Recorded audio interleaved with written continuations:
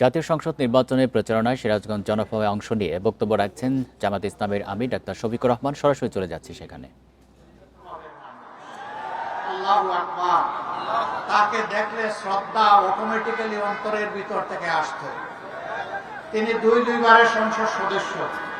তিনি বাংলাদেশকে সফলভাবে 2টা মন্ত্রণালয়ে অত্যন্ত স্বচ্ছতা, ন্যায়পরায়ণতা, সততা এবং স্মার্টনেস, দক্ষতার সাথে তিনি মন্ত্রণালয় পরিচালনা করেছেন।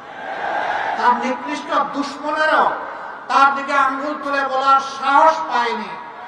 নতুন রিন গভীর থেকে পরিষ্কার করে কাপড়কে রাখে নতুনের মতো উজ্জ্বল। নতুন রিন অ্যাডভান্সড পাউডার। যে তার মন্ত্রণালয়ে দুর্নীতি হয়েছে অথবা ব্যক্তিগতভাবে তিনি কখনো কারোর প্রতি স্বজনপ্রীতি প্রদর্শন করেছেন। আরেকজন গর্বিত সন্তান, যিনি ইউনিয়ন পরিষদের সদস্য থেকে জাতীয় পরিষদের সদস্য বারবার হয়েছেন, বিশিষ্ট আলেমে দ্বীন, বিশিষ্ট সমাজসেবক, রাজনীতির এক আইকন ছিলেন হযরত মাওলানা আব্দুস সোবহান। এই 2জন মানুষকেই তৎকালীন সরকার ঠান্ডা মাথায় খুন করেছে।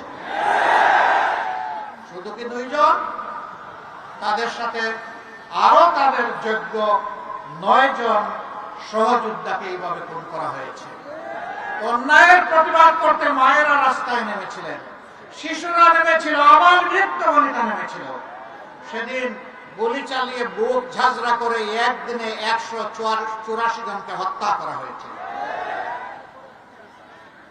15.5 বছরে আমরা আমাদের 1000 সঙ্গী সাথীকে হারিয়েছি।